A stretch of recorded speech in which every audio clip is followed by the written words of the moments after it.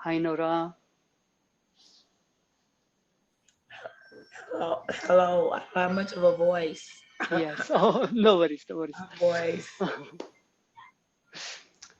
Welcome to Multimedia Magicians. My name is Abhijit. Before we proceed, everyone, please mute your mics and turn on your videos.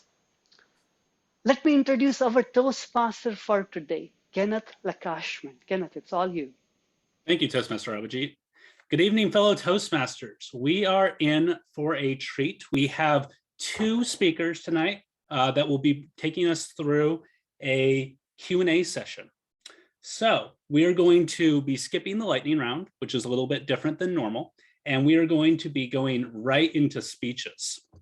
Our first speaker of tonight is Tonya Eaton. Tonya is going to be teaching us how to add animation in promotional videos. In her speech, how to use InVideo to add animation to your video promo. This is her level 4, project 2, question and answer session on visionary communication. The purpose of this project is for the member to learn about practicing facilitating a question and answer session. Immediately following the speech from Tonya, we will have a 4 to 6 minute round robin. I'm going to ask that during the round robin session that everyone does their best to keep their feedback to 1 minute, and that you do your best to add only new insights and new feedback for the speaker. So with that, Abhijit, can I get 20 minutes? Are you the timer? Can I get 20 minutes on the timer? And over to you, Toastmaster Tonya. Thank you. Good evening, Multimedia Magicians.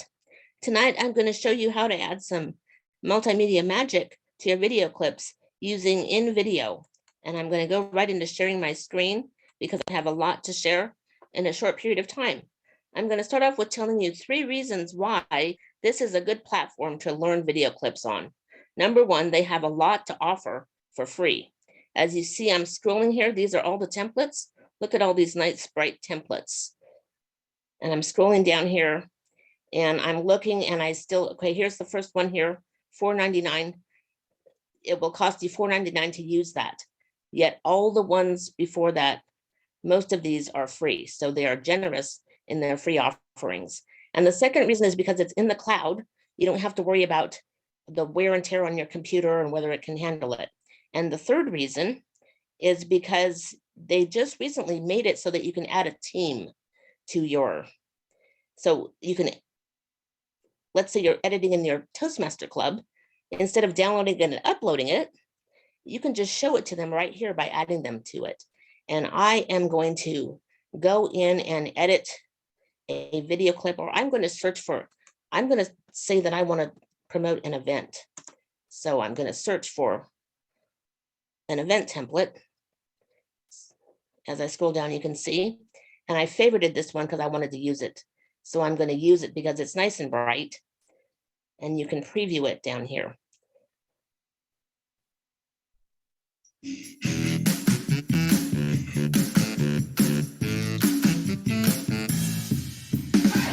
Okay, I like it, so I'm going to use it.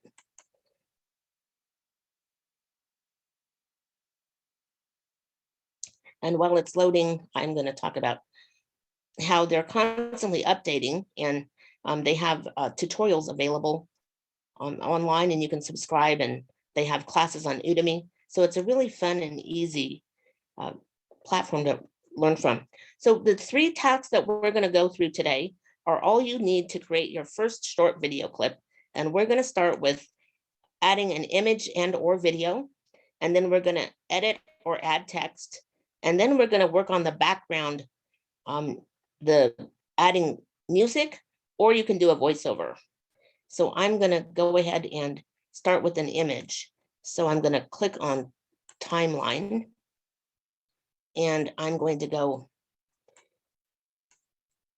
where I can see the image here. And I have already uploaded the image I want. So I click here, and can you see the turquoise lines with the white squares? So that means I selected it, and I'm going to select my photo, and you can see the white hand. I'm going to put it over, And then it says, would you like to replace or add as a layer? I'm going to replace it, but you can add as many photos as you want.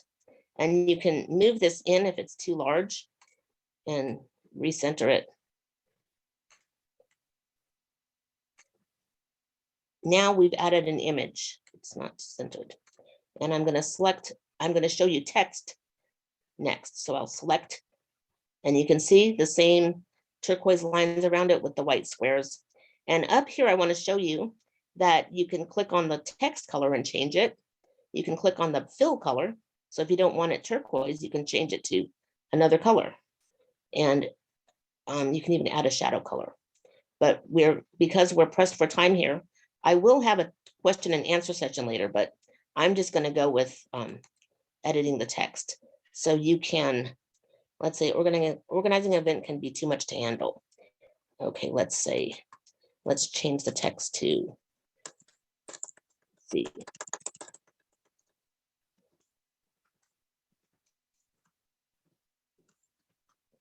I'm just making something up. Learn SEO for YouTube videos. And so now we just changed the text. And it's the same concept. You can make it large or small by clicking on the squares and moving it. And so now I have to check on something. Let's see. Now, okay, over on the side on the left here, you have templates, you have uploads, video, image, and music. And we're going to want to change the music. And I have, wait, hold on a moment. Let's see. I've got to, how do I minimize this? So you can see the genre and you can search by mood. So there's cinematic, country, hip hop. And so I'm just for fun, I'm going to choose horror just for fun. And I'm going to select the first song. You can see the little 3 dots there. I click on it and it says replace music, add before track or add after track. I'm going to replace it. It's going to ask me if I really want to do that.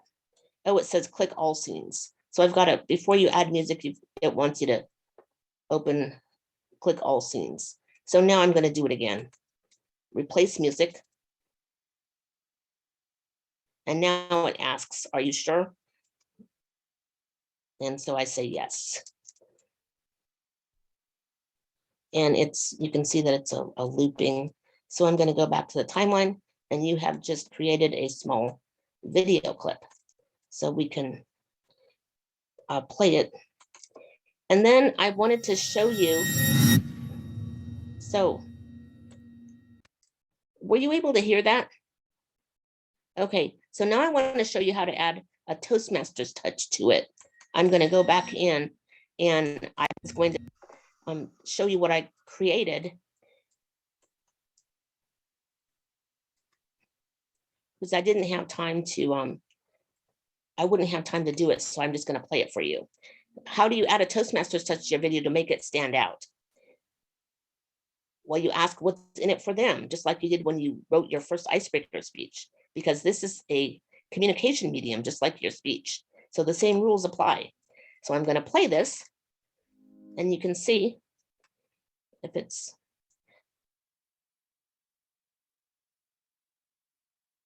You can see where I'm going to show you what's in it for you. As I'm waiting for it to, you'll see that I put it's still waiting to load.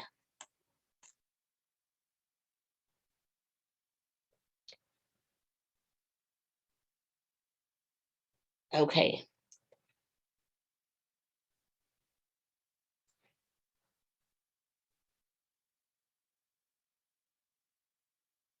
All right, so I'm going to go ahead and just stop my share, and I'm going to say that what I was going to show you is that I had, the power of 3 and what was in it for you. And so I said, easy to learn and get more views. And then I ended with a call to action. And that's how you can apply your Toastmaster magic to your videos. And now that you know that, you will see as you look in the social media that most people don't apply those rules. So that's how you can make your video stand out with what you already know about Toastmasters. And so that's the end of my presentation portion. And we're going to now go into the question and answer session. So go ahead and, just raise your hand or just speak up, and I'll do my best to answer your questions. Yes, Kenneth. So I saw the music options that you had present in video. Do they also have a good voiceover for recording audio as well? Yes, you can do a voiceover. It's really fun. You can do both. You can have music and you can do a voiceover. So is that just an upload, or is there like a specific tool for the voiceover? I can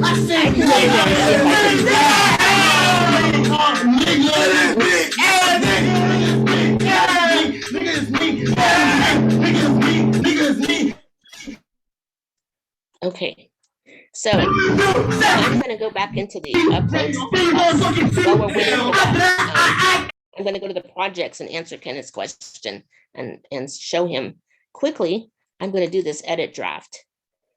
And this is the first one that we had.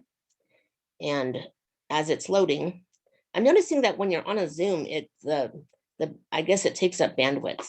So if you can see me here on the bottom, you can hit the microphone here and it says voiceover. And you can even do automated text to speech, or you can import, so you can practice it and then get it perfect before you upload it, or you can record it like this as we're speaking. And so that's answering Kenneth's question. I'll stop the share and I'm ready for the next one. We'll go with JMO. Yeah, Tanya, my question is, I want to do a promo video. How do I take this video and then how do I add text to it? Walk me through this process. Okay, sure. It's good to choose a template that already has text, but here I'll show you how to add text to an existing, okay, so let's get off of this. Okay, so you click on it and you can see that it's selected with the turquoise and the squares. And you just, if it weren't, okay, so let's go over to that's a good question because I just edited existing text. To add text, Jamal, you scroll down here and there's a lot of things that you can do. You can add image, you can add music, text, your own logo, you can change the colors. So if you want to add text, you click on text and then you select your font here and you can go, they have different styles, but I'm just going to stick with normal and add a heading. And it's going to, so you can see it here, it's text placeholder. And then you would just simply edit over that the same way that I showed you with the first, did that answer your question? I meant like video recording. This was just an image, right? I have a video recording and I want to edit it. I want to do some cutting and apply these. Okay, so you already have a video recording and your question is, how do you can upload your video and then you play it and then wherever you want to add text or graphics, I see that a lot of it is going to have to be, I think, taking the tutorials, because what I would do with you is I would upload the video and then I would start with the tutorials in video and see and play with it. And you would be surprised at how quickly you would be able to learn it. Okay, thank you. Yeah, if there's any recommended sites, I would love to, you can share it with me. Yes. Okay, yeah, and maybe we can meet up separately and a group of us and go over a longer period of time. And Fred, you're next. Yes, I noticed a lot of similarities to it and Canva. Are there any relation, or just the layout looked so much like Canva, except that it was geared more towards video, obviously. Video. I think it was using some of the universal things that we've come to know, like Adobe, like the design tools. And so that's what makes it so user-friendly. And sometimes what I do is I make my graphics in Canva and then I upload it to InVideo. So they're not related, but I think Canva is easy to use and so is InVideo. And if you know one, you can quickly pick up the other. Okay, thank you. And Aisha has a question on chat. I have a question regarding the, it's $4.99 per trial or per use. Can you use it one time or? It's okay. So when I went to the templates, so most of them were free. And if you really wanted one, you scroll down and you say that's a must have, you use it, it's you own it. And so Okay. you pay for it and you own that video and it's yours. So here's one for $4.99. But to me, it's not, I've never seen one that there's so much available for free that if you Right. actually have to have it, you can actually learn what they're doing and just copy it for yourself. And Okay. you can just, you would learn it, you can learn it and just do the same thing. There's no reason to pay. And most of these are the whole, like they say they have 5,000 templates and only a very small percentage have a price tag attached. Okay. So I would say just, Play try to around. stick with one of the free ones. Right, and play around with it. Okay, thank you. Any more questions? Did you have another question, Kenneth? I did. Before the meeting, we were talking a little bit about Adobe Premiere. I know Canva also has a video tool, or sorry, Adobe Rush, and Canva has a video tool. Of those three, do you have a favorite that you like to use? InVideo is really, it's edgy and it's fun. It's really fast paced and moving. And I like that one. Canva is probably the easiest to use. And so between those two, because they both offer free offerings, I think for Toastmasters, Canva has a little bit less of a learning curve. Okay. But InVideo is racier. You get more. There's more I think you get features, more. it sounds like, and yeah. Yeah. Yes, Michael. Thank you, Tonya. How have you used this in a presentation? You mentioned that there may be bandwidth issues in Zoom, but have you created final content? And if so, how did you use it and when did you use it? Oh, thanks for asking. I've never used it in a presentation, but I've created videos for Toastmasters as well as for my own personal use and for companies. And so it's worked really well. I'm really happy with it. And that we haven't had bandwidth issues, but you need to stick with shorter clips. And sometimes I think it's just trial and error. And I saw another hand and then it's disappeared. Did someone have a question? Yes. Ravi. Can you share one of your best videos in the chat? Yeah, sure. I have a whole bunch of videos. So I can probably share a lot of those. I was thinking of sending out a packet with links because I have a whole bunch of videos and it's a lot of fun. I think if you guys would just create a free account and play with it, I think you'll really like it. It's easy to use. So I can share one of my favorite videos in the chat before the meeting's over. Yes, and can you do picture in picture in this? Like putting two videos beside each other and syncing the sound and those things? Yeah, you can put a video inside a video. And when I've needed to do that, what I did is I used the sound separately and uploaded it so that I could, change the screen. And Kenneth looks like he knows what I'm talking about. So you can just upload the MP for the sound of it. And it's pretty fancy. It can do a lot. There's a lot Did of you great have- options to download YouTube videos. Michael, did you still have another question? Or your hand is just staying up? I'm sorry. So it sounds you use this for training videos. So you mentioned you use it in Toastmasters. So I'm just trying to understand how you use it in Toastmasters. I've used it to promote events like club contests and also for testimonials for the YouTube channel for my home club, Bayview. And so if you looked at Bayview's YouTube channel, it's full of videos. And one thing I want to add really quick is I didn't know how to do videos. I'm self-taught.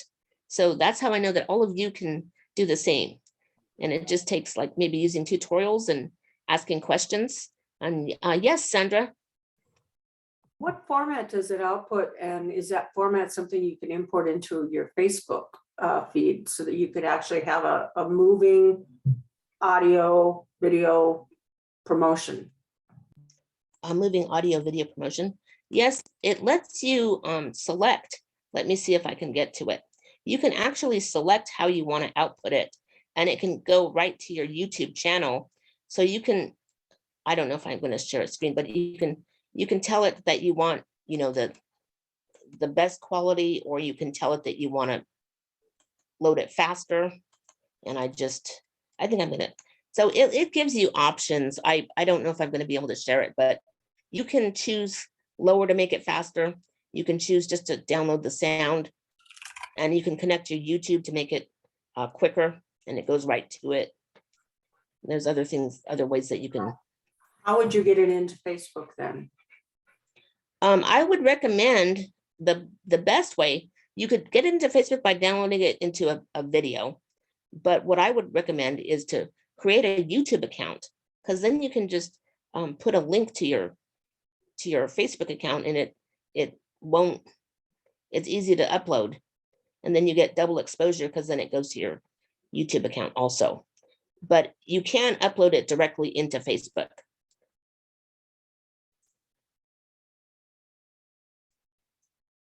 If I'm not sure if I have time to demonstrate that, but it takes a little bit longer to upload to Facebook for a presentation like this, but you can do it directly.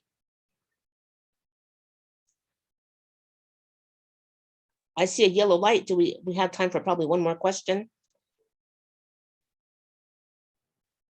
We have about a minute left. Have you tried other softwares and you finalized this, or how did it go? Have I tried other softwares? For you mean is it compatible with other? Does this work well with? Did you try other video editing softwares before going to picking this one? Yeah, this is not. This is really. I wouldn't recommend this to be the only one that you use.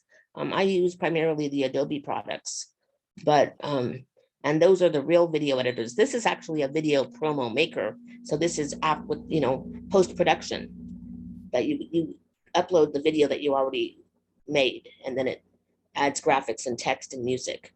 So I would recommend learning something like they have a lot of free video editors that would be that are more robust. You don't recommend this for video editing, right? I don't recommend it be your main and only video editor, because it's mainly like post-production. So it creates video promos. Mm-hmm. Okay, thank you. Okay, I think that's about it. So hope you learned a lot, and mainly I want you to, the takeaway is that you can do this. Thank you so much for that speech, Tanya. We are going to go into let's all have a Toastmasters show of appreciation for Tanya for sharing with us this approachable, easy to use video editing software. I personally feel really motivated to go check it out. And I think based off some of those questions that a lot of others are feeling the same. So we are now going to go to our round robin evaluation.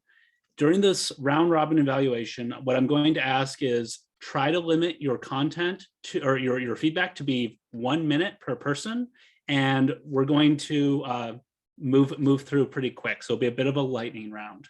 So if I can get 6 minutes, Abhijit, for the round robin, or whoever is the timer, we will start off our round robin. Do I have a volunteer for a first feedback to give to Tanya tonight?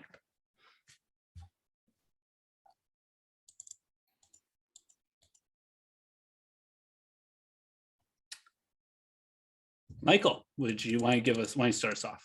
Great. Yeah, thank you, Tony. I appreciate you've tickled my fancy in looking into this. But two things that I think are opportunities for you as you think through the future ones. One is I was completely distracted by all the scrolling at the beginning. You were talking and you moved up and then you moved down, and you completely lost me. Plus, the nature of the web page is just very cluttered, but that's not your fault. So that really threw me off, and I'm not sure what I'm supposed to look at. And the second thing was kind of a curveball for me at the end, and that is that videos, this is all meant to be post-production. And I understand that, but perhaps it could have gone over some people's heads, and maybe at the beginning, maybe with an example, a finished thing, you can wow us and then break it apart. Those are my thoughts, but I appreciate you introducing me to this. Thank you, Michael.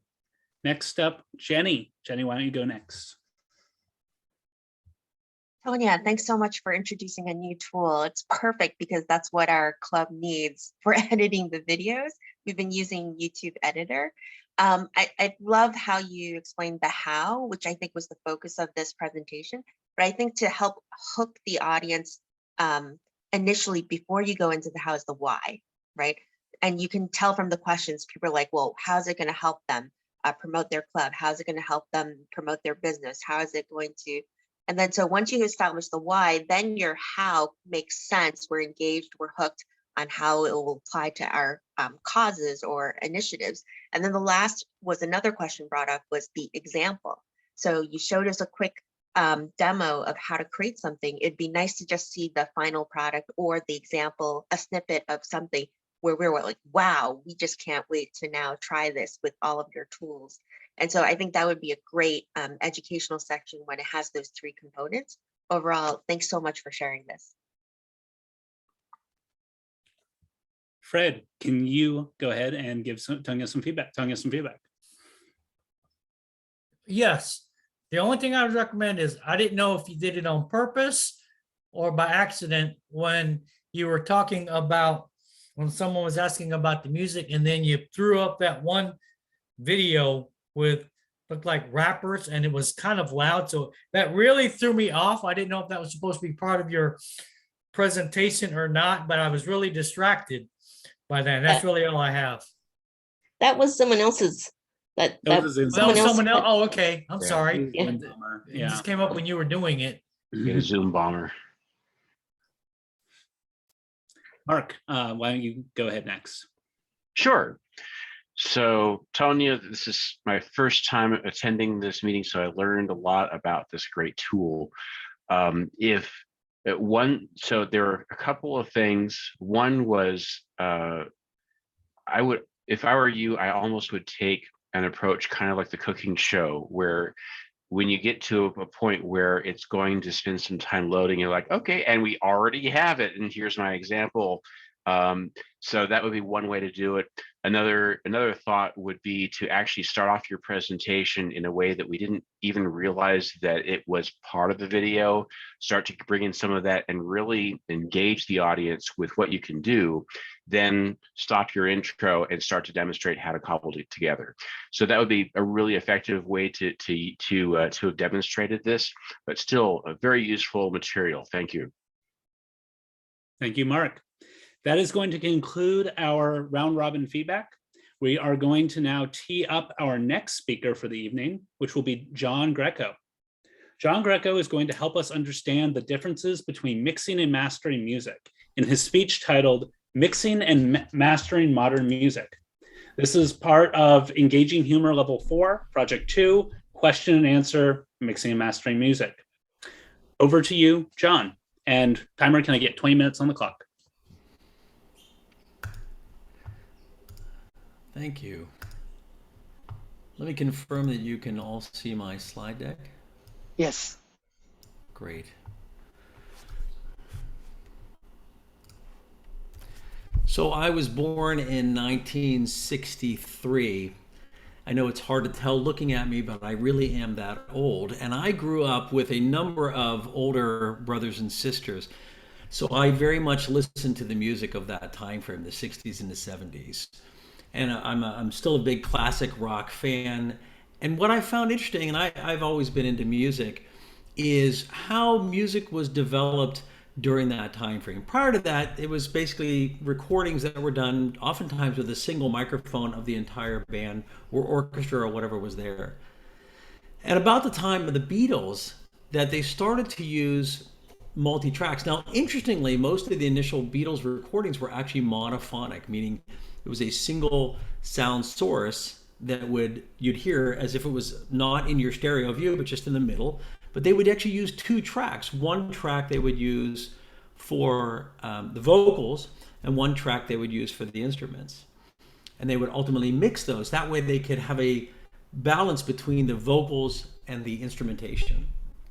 Other bands in the late 60s were progressive rock, very much concept rock bands, things like the Moody Blues. If you listen to Moody Blues, like Nights in White Satin, other albums that we've heard on the radio, they're very orchestral. There's a lot going on there. They really only had oftentimes 4 or 8 tracks to deal with. And that meant they could independently record 4 things and mix them together, or 8 things and mix them together.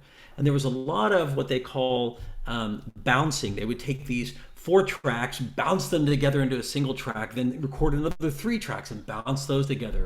And this is how they would build up layers and layers of songs. Then we hit the 70s and the 80s, where really rock and roll started to kick in with the idea of multi-track recording. Bands like Boston, Rush, The Police, Yes, all these were big in the 70s and the 80s. And this is when 24-track recording became quite big. And still back then it was analog. It was giant tape decks with these that would record 24 tracks. In fact, some of these bands, and Boston was notorious for this, would use 2 24-track recorders, synchronize them together. There was no digital synchronization. They literally would start them at the same time, and as one would drift, they would use their thumb to touch the reel to slow one of them down to synchronize. This is how they synchronized 2 24-track decks. It was an amazing, arduous task, but this is what they did. In fact, if you listen to some of the Police albums, Sting was notorious for using an entire 24 tracks just for his voice and his harmonies. So this is what bands back then would use this for. And then back then we thought of the future, of course, was the digital revolution with the advent of computers, being able to digitize the sound and ultimately use an infinite number of tracks.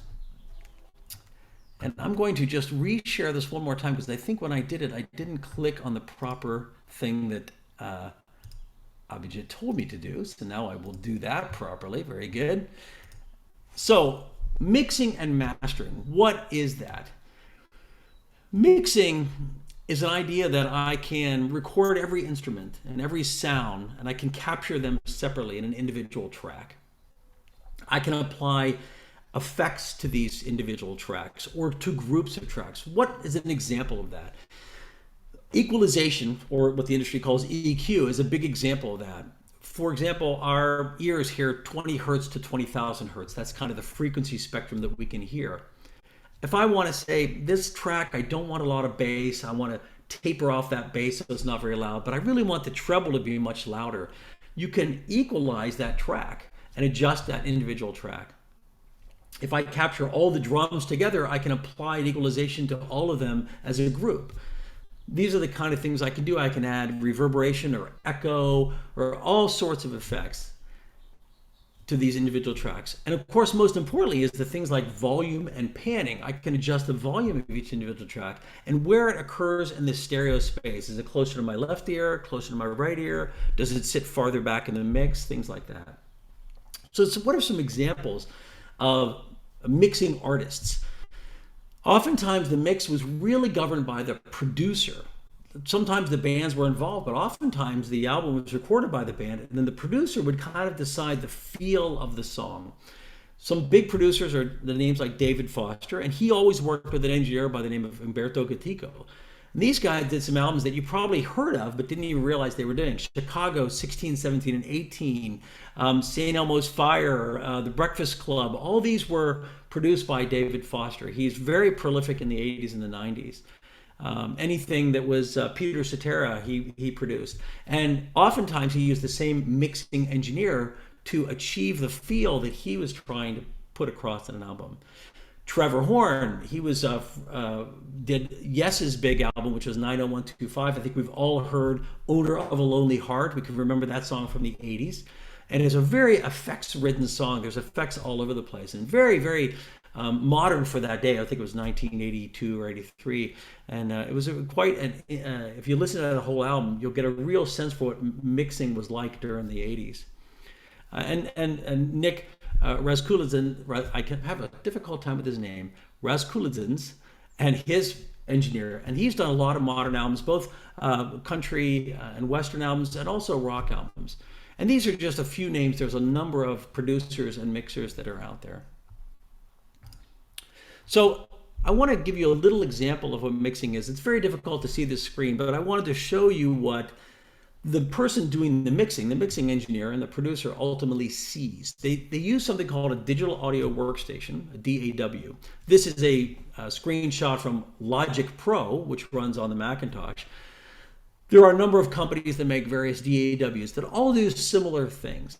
They take the music, in this example, in the upper right-hand side, each row represents an instrument or a sound, and that it's scrollable, so there's actually dozens more sounds in there. And the bottom portion is the control of each of those. So all the volumes, you can see all the volumes are varied. All the little blue rectangles are different effects that can be applied. And this is an example. So what I'd like to play for you is an example of the raw audio. This is the original recording pre-mixed. So it has all the instrumentation, but it sounds a certain way. And then I'll play you the mixed version. It's just a 15-second clip.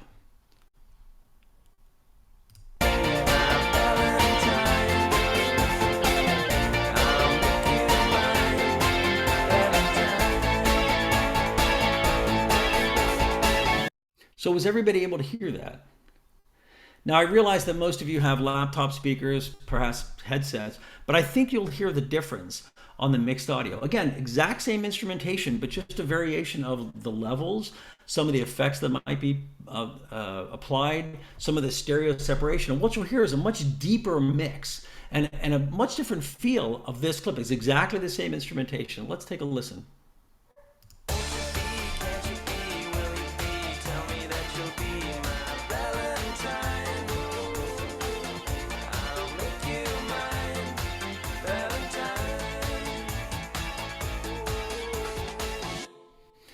So hopefully you heard a difference. May or may not sound better. That's the interesting thing about mixing, is it's meant to give you a certain feel. You may not like that producer's feel, but this is what they were going for with that mix. So that's what mixing is.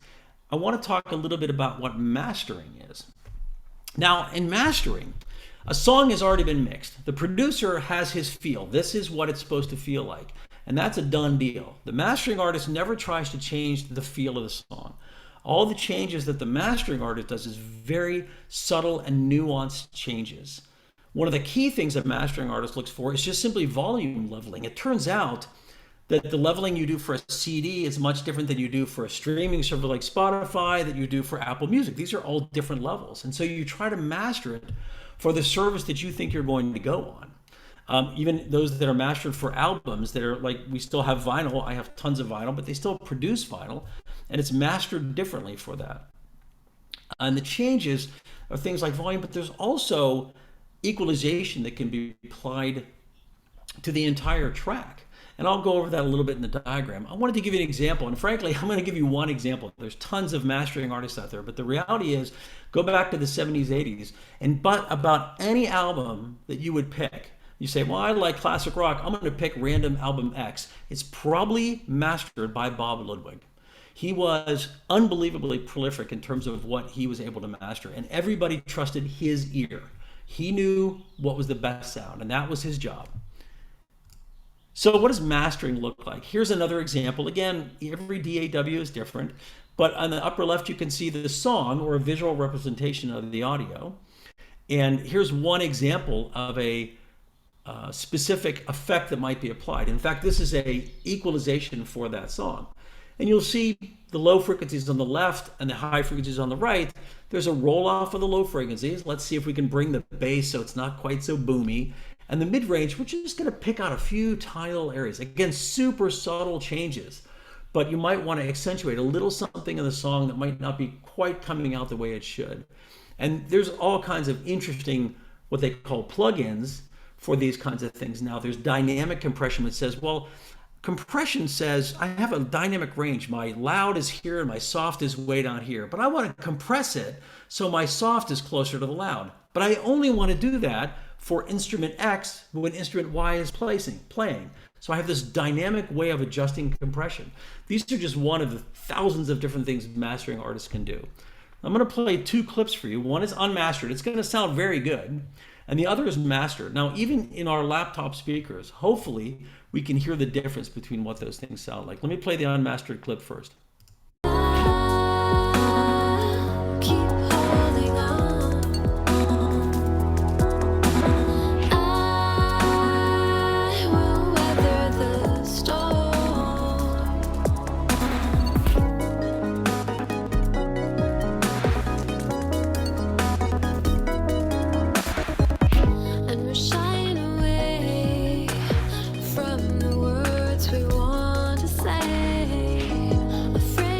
So you can hear, I mean, it's a beautiful song, and it's mastered. It's not mastered, but it's mixed quite well. One of the things you listen to when I play the mastered version, even on laptop speakers, the bass was a little bit boomy. It was a little bit loud on the bass side. The mastering wants to bring that down so it doesn't dominate the sound. At the same time, in the middle of the song, there were some interesting metallic instruments right behind the vocal. And we'd like to bring that out a little bit more. So you hear that. You don't want it to stick out and like, oh, that's too loud. But you want to just hear it as an overall part of the song. Let's take a listen.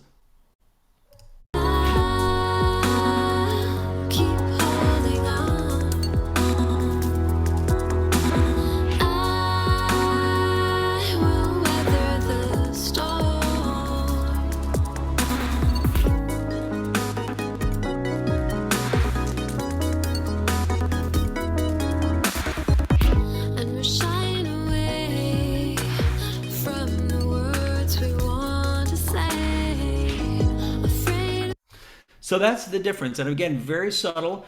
On your particular headphones or laptop, you might not even heard the difference. Some of you might heard the difference. And that's the interesting art of mastering, is they will master not against a single pair of speakers. They'll have $10,000 speakers and they'll have $20 speakers. And they listen to the songs on all of those, because you don't want to make a change that says, oh, this is great on my $10,000 speakers, but I've ruined it for the person listening on their iPod. So it's a very interesting art, mastering is. So what's the end result of mixing and mastering? Mixing is really about balance. How do I make sure that the song, every aspect of the song is balanced? When you listen to a song, you don't want to say, oh, I really heard the bass, or I really love that drum part. You want to hear it all. You might have an affinity towards a certain piece of it, but you don't want it overly accentuated. You want it all balanced together as part of the song. Mastering, on the other hand, gives you that unobtrusive clarity and cohesiveness. It just feels like a song. It just feels like it belongs together.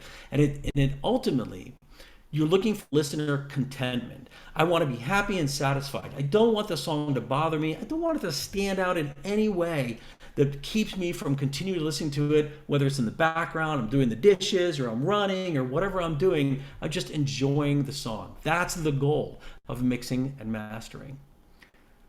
So I'd like to take some questions if you have any questions at this point. I have a question. Sure. Let me stop sharing here so I can see you a little bit better, if that's okay. Great.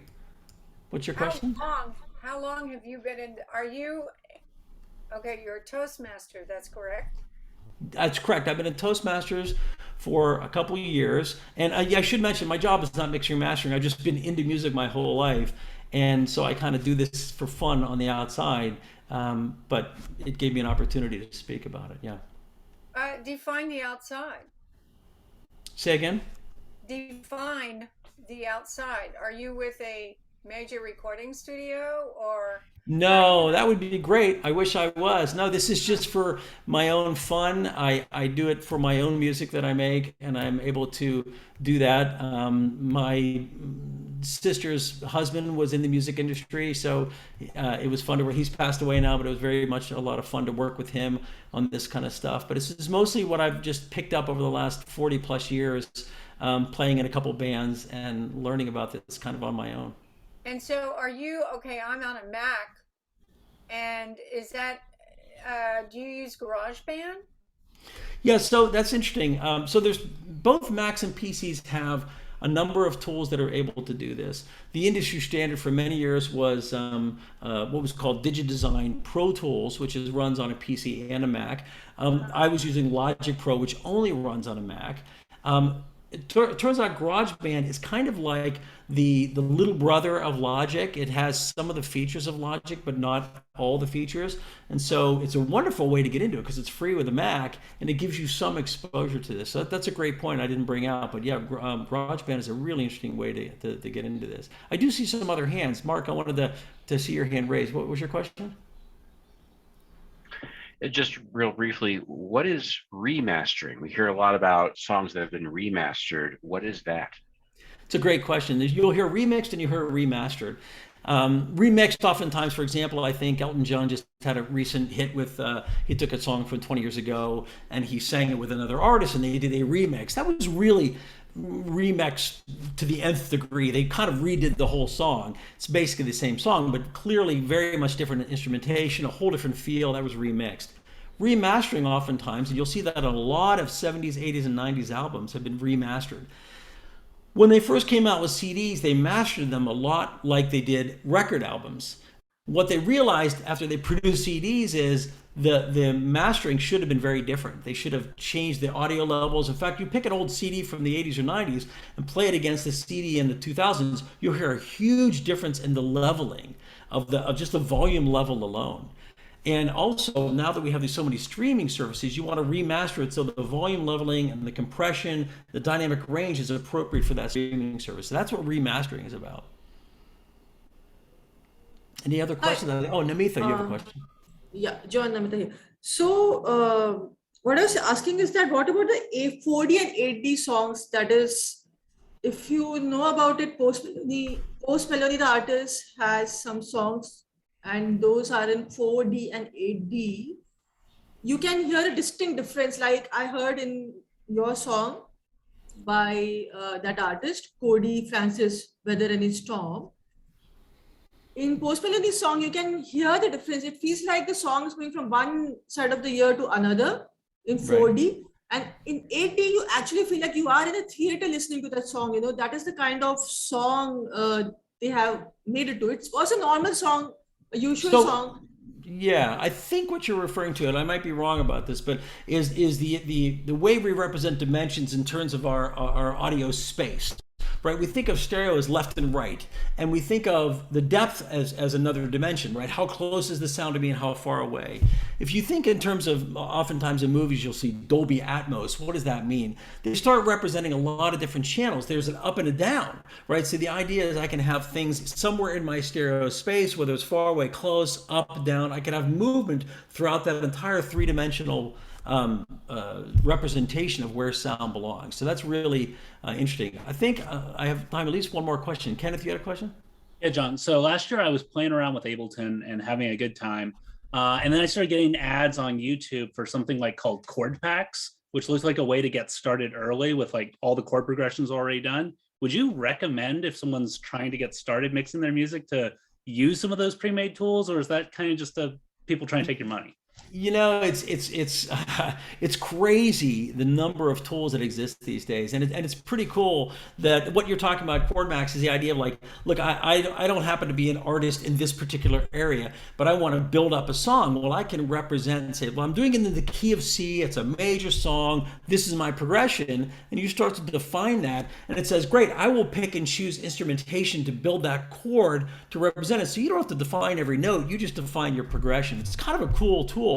It's a really neat way to get started. It's a great way to get your ideas down. What you'll find over time is that as you do more and more of it, you'll want to dig in because you're like, it's not quite the way I want it to sound. I really want, and then the tools begin to restrict you. And so it gets your idea down, quote, on paper or in the system. And then you start to say, okay, I'm going to replace that now with individual instrumentation. But there's tons of tools like that. It's so much fun to be able to play. You could lose yourself forever in a song. I mean, I've spent months on my spare time remixing something like, oh, I hate this after 2 months. So you could just dive into it forever because you just keep listening and listening and listening and find more interesting ways to do it. But yeah, I highly recommend those kind of tools.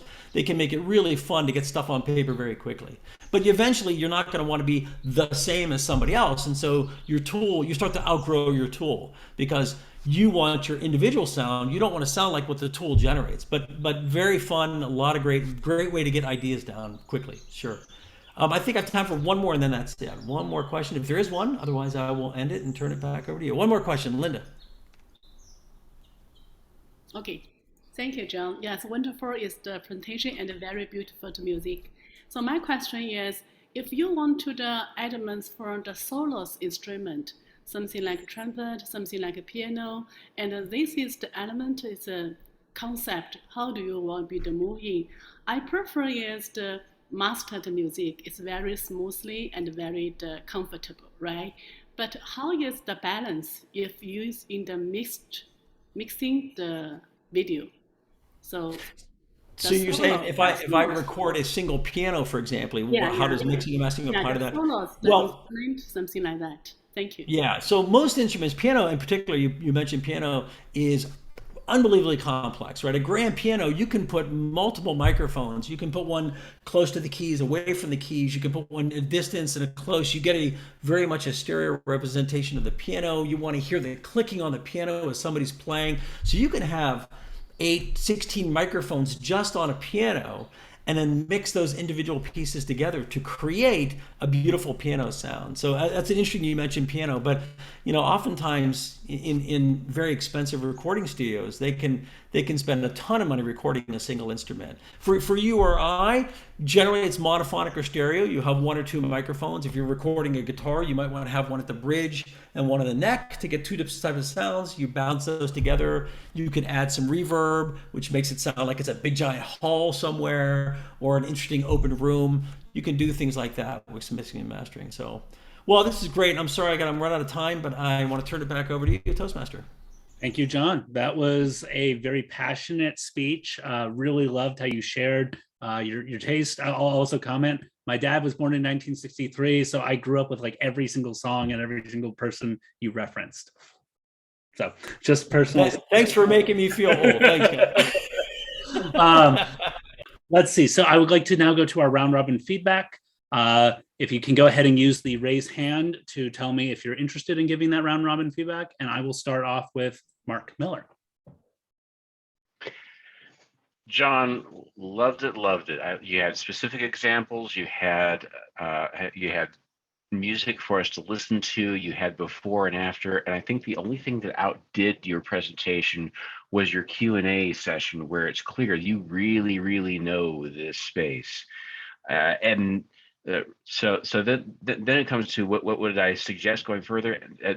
It's very much a nit, but you had recordings of those that music playing, and yet you had a static image of the application. It would have been interesting to see all of those controls lighting up as you progressed to really get the feel of all the different things that you could do. But that's really a nit. I loved your presentation. Thank you.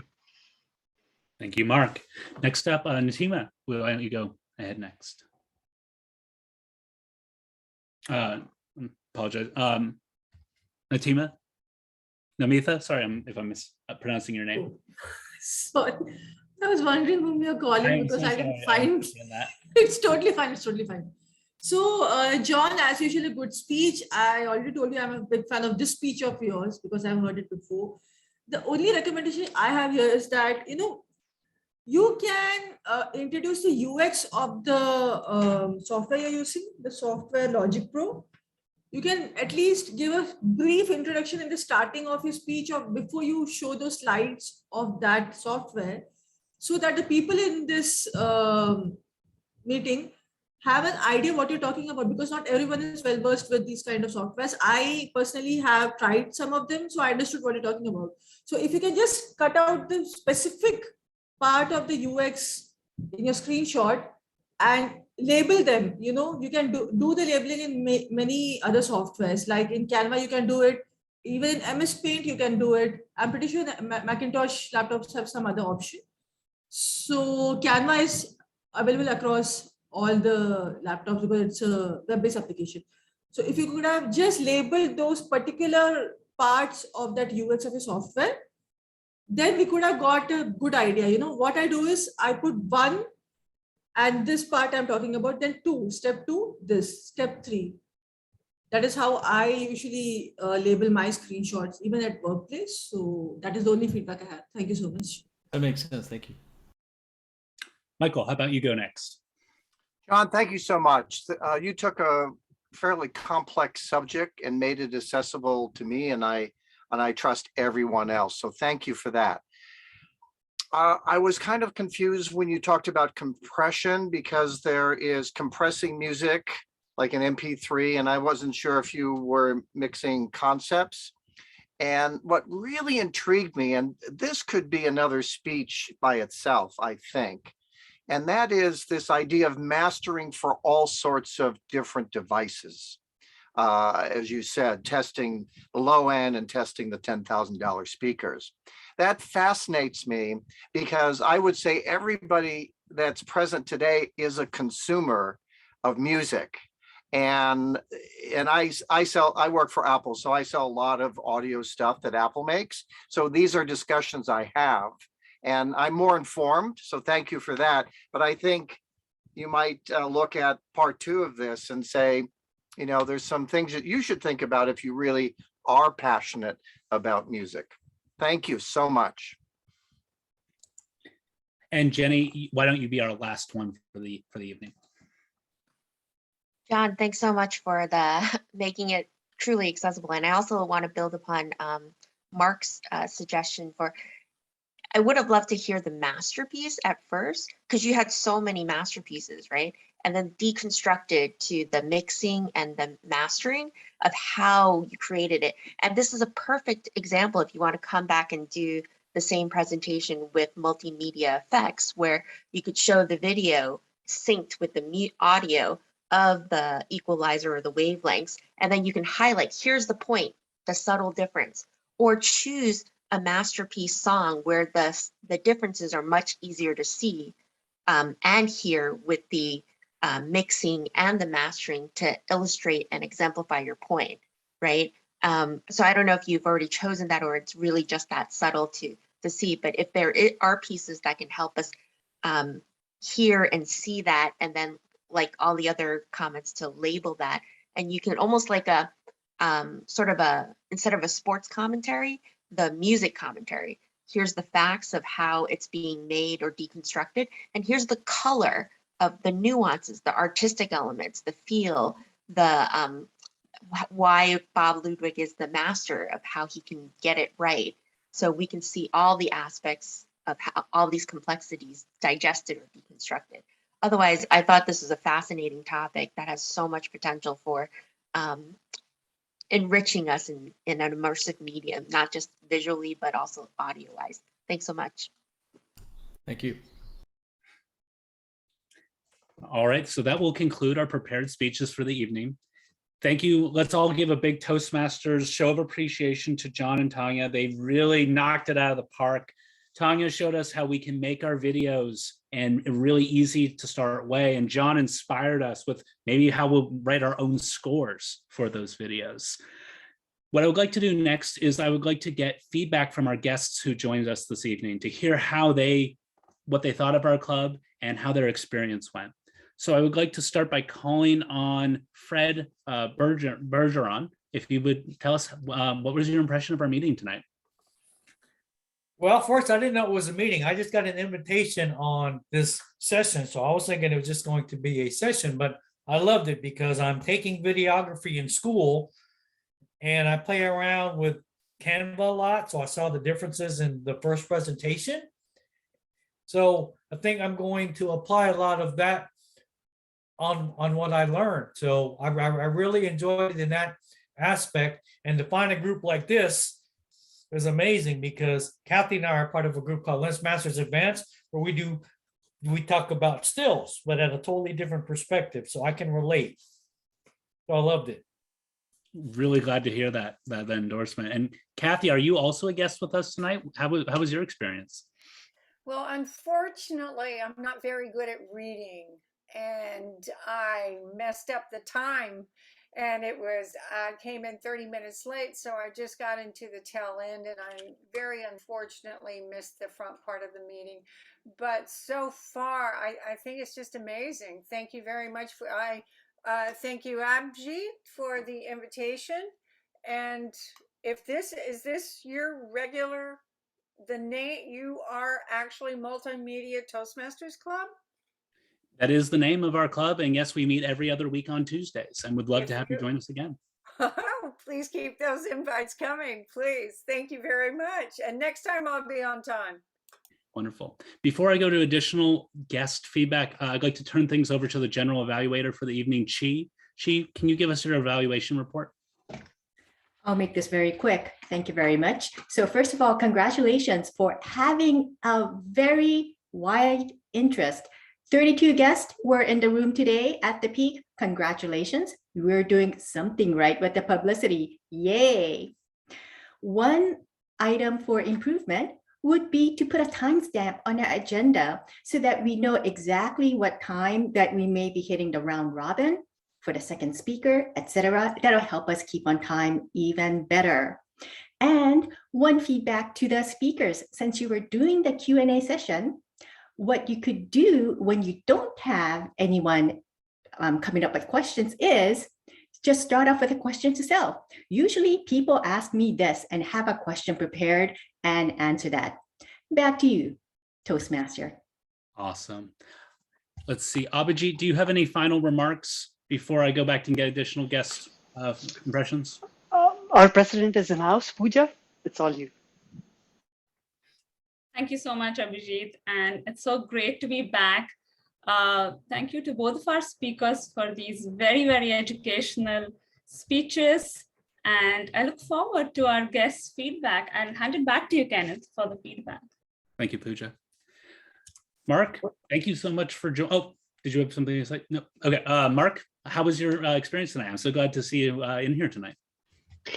Yeah, I wasn't quite sure what to expect. I thought it was going to be more slanted toward adding multimedia to your presentations, given that we're, so much of what we do online, so many of our presentations in a business setting are online. But I definitely see the applicability of both of the speeches that we heard tonight to building that. It's the art, I think, that I'm missing as to how to leverage something like mixing into a presentation. But I love the concept. I love that you have a sort of a theme around this, that you're not an ordinary Toastmasters group by any means. It would be a very educational group to join up with. So thank you very much. Thank you for joining us, Mark. Now, I don't exactly know everyone in this club. Are there any additional guests who I haven't had a chance to call on who might be willing to give us some feedback this evening? I see Tanya has her hand up. Yes, what a fun club this is. It's educational and